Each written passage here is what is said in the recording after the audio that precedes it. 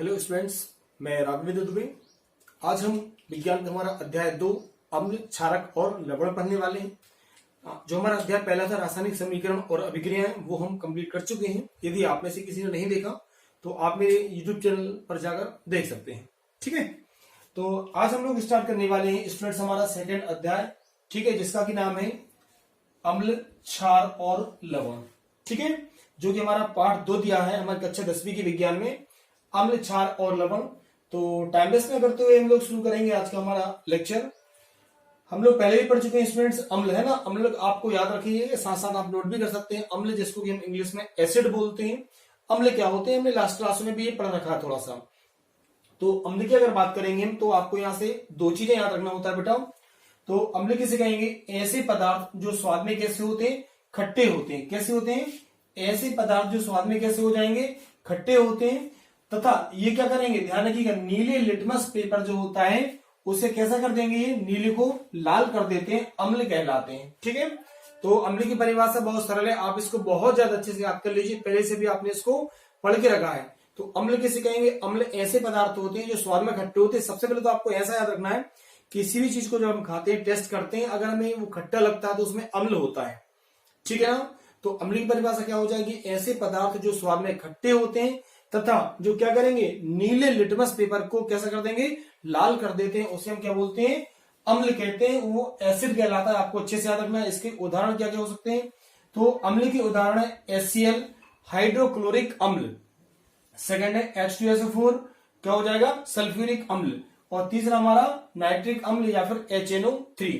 ये इसके एग्जाम्पल है, आपको बहुत ज्यादा अच्छे से इनको याद कर लेना है। तो अम्ल समझ में आ गया, स्वाद में खट्टे होते हैं और नीले लिटमस पेपर को कैसा करते हैं, ये लाल कर देते हैं। यहां से आप लोग एक चीज और याद रख लीजिए, अम्ल जब पढ़ेंगे तो आपको याद रखना है साथियों, अनीला। क्या याद रखेंगे, अनीला। अच्छे से याद हो गया, अनीला। आ से आपका हो जाएगा अम्ल, आ से क्या हो जाएगा, अम्ल। नी से क्या हो जाएगा, नीला, और ला से लाल। मतलब जो अम्ल है वो नीले लिटमस पेपर को कैसा कर देता है, लाल कर देता है। अनीला में आपको ये कंफ्यूजन क्रिएट नहीं होगा, आप इसको अच्छे से समझ पाएंगे। ठीक है स्टूडेंट्स, तो अम्ल, उम्मीद है कि अम्ल में अच्छे से याद हो गया होगा। अम्ल की परिभाषा क्या हो जाएगी, ऐसे पदार्थ जो स्वाद में कैसे होते हैं, खट्टे होते हैं और नीले लिटमस पेपर को कैसा कर देते हैं, ये ठीक है, लाल कर देते हैं। उदाहरण HCl, H2SO4 और HNO3।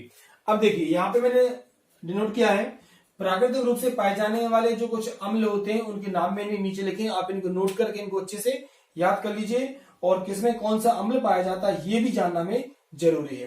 तो सबसे पहला हमारा कौन सा है, संतरा या नींबू। मतलब जो खट्टे फल होते हैं, हम जानते हैं संतरा या नींबू कैसे होते हैं, खट्टे। और जब खट्टे होते हैं तो क्या होते हैं, वो अम्ल होते हैं।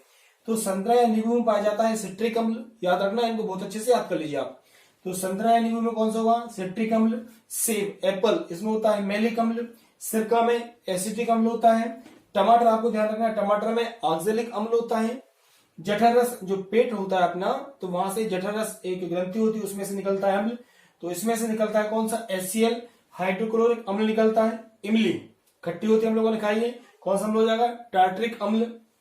दही, लैक्टिक अम्ल। आपको ध्यान रखना है, दूध होता है या फिर खट्टा दूध, उसमें भी लैक्टिक अम्ल पाया जाता है। तो दही में कौन सा, लैक्टिक अम्ल। और चीटी, ठीक है, फार्मिक अम्ल पाया जाता है। तो ये इन सभी को भी आप क्या करेंगे, नोट कर लेंगे और इनको आप अच्छे से याद कर लीजिए। अम्ल अच्छे से हमें याद हो चुका है, जो स्वाद में खट्टे होते हैं, ठीक है ना, और जो नीले लिटमस को कैसे कर देते हैं, लाल। और इनको आप सभी को याद कर दीजिए। ठीक है, अम्ल के बाद में हम पढ़ेंगे क्षारक के बारे में। ठीक है, तो जस्ट अम्ल का जो अपोजिट हो जाएगा वो कैसा होता है, क्षारक हो जाएगा। कैसे, देखिए, अम्ल स्वाद में कैसे होते हैं, खट्टे होते हैं, लेकिन जो क्षारक होते हैं, जो बेस होते हैं, वो स्वाद में कैसे होते हैं, कड़वे होते हैं। वहां पे आपने देखा था अम्ल क्या करते हैं, नीले लिटमस पेपर को लाल कर देते हैं, और ये क्या करेंगे, लाल लिटमस पेपर को कैसा करेंगे, नीले कर देते हैं। तो क्या परिभाषा लिखेंगे आप लोग, देखिए, क्षारक की बात करेंगे तो क्षारक क्या हो जाएगा, इंग्लिश में इसको बेस बोलते हैं। ऐसे पदार्थ जो स्वाद में कैसे होते हैं, कड़वे होते हैं। आपको अच्छे से ये याद रखना, ऐसे पदार्थ जो स्वाद में कड़वे होते हैं तथा ये क्या करेंगे, लाल लिटमस पेपर को नीला कर देते हैं। आपको अनीला याद रखना है, तो अम्ल हो जाएगा, उसका जस्ट अपोजिट क्या हो जाएगा, क्षारक हो जाएगा। तो ऐसे पदार्थ जो स्वाद में कड़वे होते हैं तथा लाल लिटमस पेपर को कैसा कर देंगे, नीला कर देते हैं, क्षारक कहलाते हैं, बेस कहलाते हैं। इसके उदाहरण क्या क्या हो जाएंगे, NaOH और KOH। सोडियम हाइड्रोक्साइड और पोटेशियम हाइड्रोक्साइड इसके उदाहरण हो जाएंगे। आप लोगों को बेटा ये अच्छे से याद कर लेना, इसको आप नोट कर लीजिए। तो अम्ल और क्षारक की परिभाषा आपको याद हो गई होगी। ऐसे पदार्थ जो स्वाद में खट्टे होते हैं तथा जो नीले लिटमस पेपर को लाल कर देते हैं वो अम्ल कहलाते हैं, तथा ऐसे पदार्थ जो स्वाद में कड़वे होते हैं, ठीक है, तथा लाल लिटमस पेपर को कैसा नीला कर देते हैं वो क्षारक कहलाते हैं। ठीक है, इसके बाद हमें पढ़ना है बेटा कि सूचक या इंडिकेटर क्या होते हैं। ठीक है, तो सूचक क्या होगा आपको ध्यान रखना है। यह किसी दिए गए विलयन में, सूचक की बात कर रहे हैं हम लोग, यह किसी दिए गए विलयन में अम्ल या क्षारक की उपस्थिति को दर्शाते हैं। समझ आ रहा है बेटा? आपके पास कोई विलयन है, हमें यह पता लगाना है कि वो कैसा है, वो विलयन अम्लीय है या क्षारकीय है, ये हमें पता सूचक की मदद से चलता है। तो सूचक क्या होंगे? सूचक वे पदार्थ होते हैं जो हमें ये बताते हैं कि कौन सा पदार्थ अम्लीय है या कौन सा क्षारीय है। सूचक क्या हो जाएंगे? ये किसी दिए गए विलयन में अम्ल या क्षारक की उपस्थिति को दर्शाते हैं।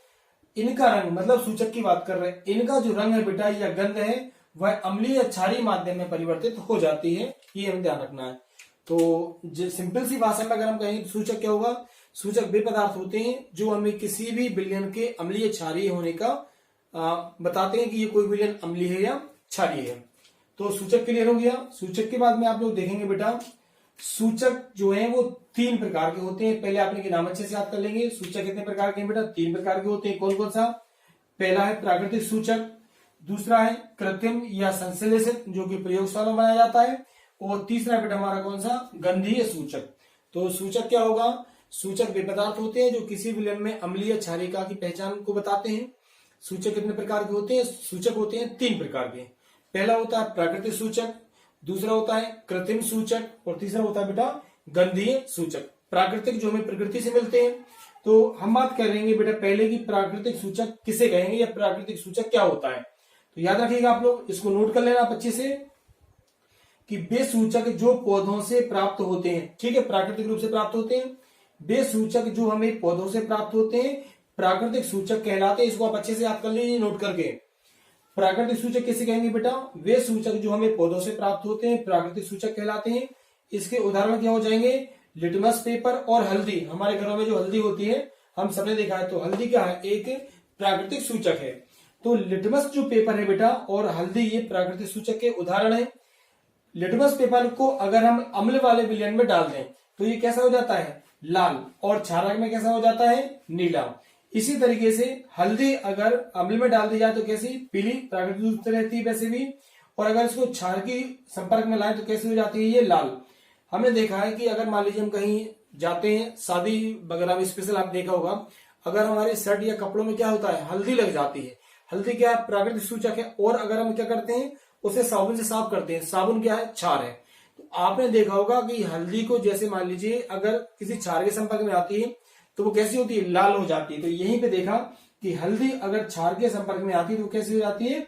लाल हो जाती है। समझ में आया आपको? तो ये होते हैं हमारे बेटा प्राकृतिक सूचक।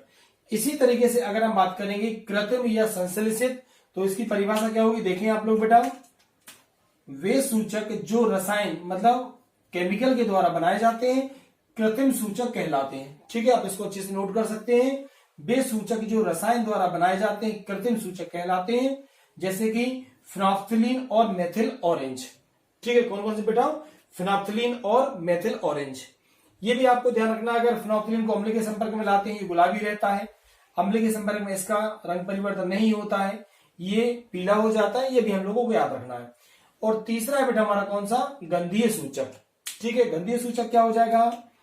जिन पदार्थों की गंध अम्लीय या क्षारीय माध्यम में बदल जाए उन्हें हम गंधीय सूचक कहते हैं। आपको ध्यान रखना है क्या होगा? जिन पदार्थों की गंध अम्लीय या क्षारीय माध्यम में बदल जाती है उन्हें हम क्या बोलते हैं? गंधीय सूचक कहते हैं। उदाहरण क्या हो जाएंगे?